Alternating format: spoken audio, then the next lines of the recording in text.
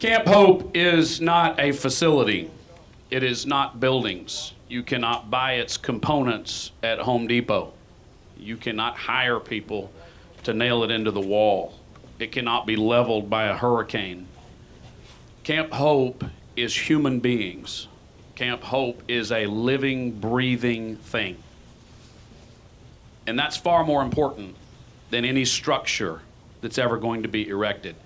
We're not really here today to turn some dirt for a building that one day won't be here, hopefully long after we're all gone. We're here today for the men and women on this stage. We are here today because of their courage.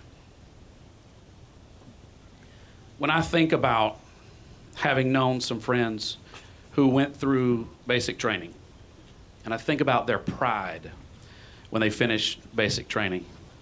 Do you remember that day? Remember how proud you were? Your family was so proud. Your community was so proud. For many of these folks, that was the most successful day of their lives. And then I think about 5 minutes before they made the call to come to this facility. And I'm sure for most of them, that was the lowest failure they've ever felt in their lives. They've known great highs and great lows. And to quote Winston Churchill, success is not final and failure is not fatal. It is the courage to continue that counts. What Camp Hope does is provide the courage to continue every single day. I'm not a hero. These people are. I talk on the radio.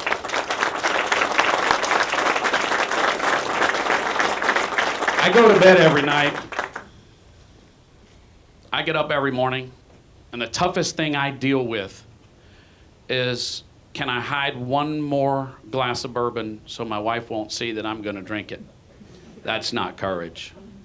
My toughest decision is what time to put my kids to bed or how I can lose 20 pounds. That's not a tough decision. That's not courage. Every single day, these men and women confront courage. And I dare say, having never been in battle, it takes at least as much courage to step forward and humbly ask for help as it does to gear up and go into battle. That's courage. These men and women are on this stage because they have courage. And Camp Hope is not a charity. It is a cause. It is a cause that celebrates courage. That's what we're here for. We're not here for victims. We're not here for people that you should feel sorry for. We are here for people that you should celebrate. And so, in honor of those people, a round of applause for people with great courage.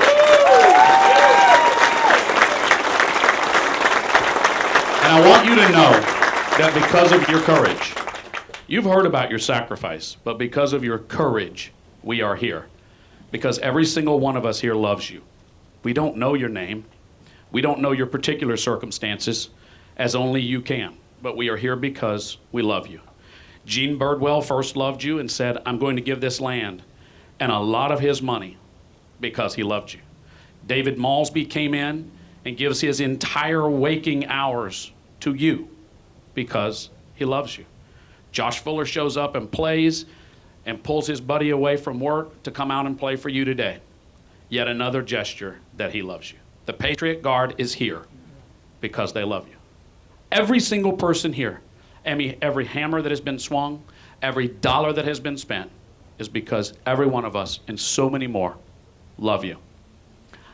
I don't want to embarrass him, and saying something nice about him will lower his standing in the media community. But about 1.5 years ago, we called Isaiah Carey and told him what was going on, and he's an awful, evil member of the media. And for just a moment, he wasn't. And he came out here, and he did not one but 2 stories. And David, did it make a difference? Our name ID, this organization's name ID went through the roof. So Isaiah, if it won't kill your professional career, thank you. Seriously, from the bottom of my heart, thank you.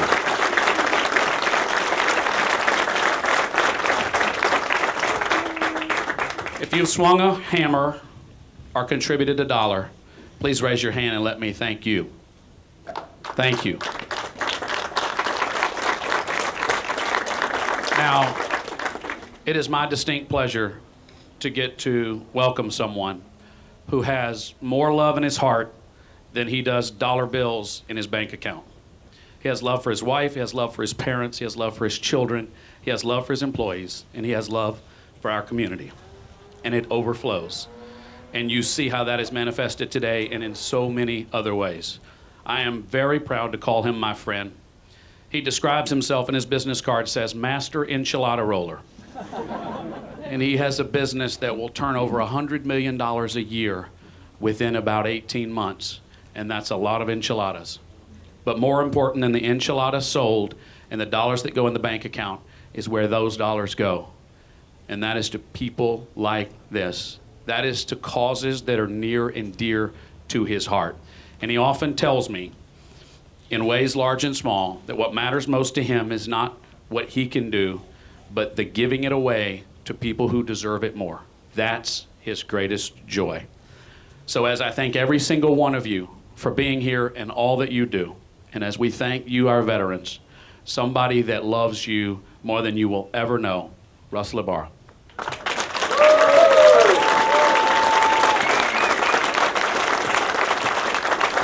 I think Michael tapped into my computer and stole some of my notes, but this is a very distinct honor. I'm overwhelmed. I'm just completely overwhelmed. But what I want to say to the veterans here, and Michael kind of already echoed it, but I love you and I appreciate every one of you. Your willingness to serve our country has allowed countless Americans the opportunity to realize the American dream. And I am one of those beneficiaries. My prayer for you, every one of you, is that your visit here to Camp Hope is just one of many chapters in your life. Everyone here loves you. We could say that all day long, but it's so true. John Huntsman Sr. said, because for one, I know it's a groundbreaking in the building, the Russell Ybarra Home for Heroes, but I cannot come out here without bringing a gift. You come to a housewarming party, you bring a gift, right? So we're going to bring a gift. And John Huntsman Sr. said that philanthropy is a duty. And this duty includes, but it's not limited to, I'm going to pull a George Bush here. I'm going to check my notes. I want to get this right. And I know it by heart, but you know how this goes. Philanthropy is a duty, and it's far more essential in one's life than a mere obligation or responsibility. And this duty includes sharing with those in need after your basic needs have been met, notwithstanding the position one holds. And, you know, people say, well, you know, when I get to your level, I want to give like you. I've been giving all my life, thanks to my parents. When I would see my parents do missionary work years ago as a kid, it made a huge impact on me. But obviously, no man succeeds alone, and I have a lot of my team members here that I want them to come up and present. We want to present something, and I'm excited to hear that the building will cost nothing. But you know, this street here should be paved with gold. Well, we'll settle for asphalt. And I hope this helps get the. I hope this gets the road built. These are all people of our organization. I have Rachel, Megan, Chuck, Joe Ivy, my partner in Pearland Town Center, John Fernandez, who's been with me 20 years now, Heather, Danny, Jonathan, my beautiful wife, Monica, Kaylee, and Frank. And Kaylee and Frank are with my franchisee and partner, Joel Perkins. But I couldn't do without them. But we would like to present this check on behalf of Gringos and Jimmy Chongas and all the patrons who support our establishments, because we cannot do it without you. And I hope this gets the road paved.